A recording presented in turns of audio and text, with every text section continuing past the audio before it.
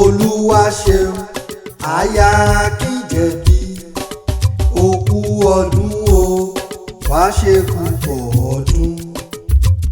Olúwa ṣeun aya Akínjẹ̀bí òkú ọdún o wá ṣe púpọ̀ ọdún. MC Blessing. Olúwa ṣe wọn lọ́jọ́ òbí la wá bá dúpẹ́ borí ẹni bá sọrí àmọ́ jáyé ọgbọ́n. Ọmọ ọlá ń bí wọn nínú gbéra ńlẹ̀ ó dìde òní lọ́dún ẹ. Gbogbo ọjọ́ keje nínú oṣù kẹrin ìlà àyájọ́ orí kádùn rẹ. Yeye dìláìtì máa dúpẹ́ fọ́ba òkè. Yeye ọlá ni mò ń kí lọ́wọ́lọ́wọ́ òkú ọdún o. Olúwa ṣeun tèmi lolúwa ọmọ ọlá ń bí wọn nínú o. Ọlọ́run ò ní jẹ́ kó fọdún èyí sópin lágbára lọ́wọ́ olúwa ọba.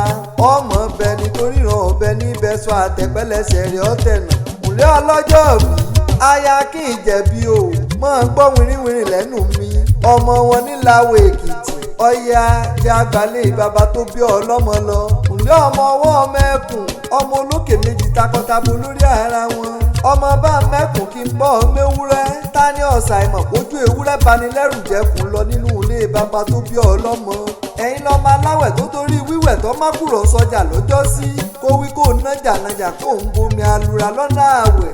Ọmọ alágbàdo àyà tán àrìmọ̀nà gbé sínú àgbàdo. Ẹ̀yin lọ́mọ oníṣu àrógùdù bẹ ọmọ olókè méjì takọtabo lórí ara. Ọmọ ẹkùn tó gorí òkè lọ rè létéńté.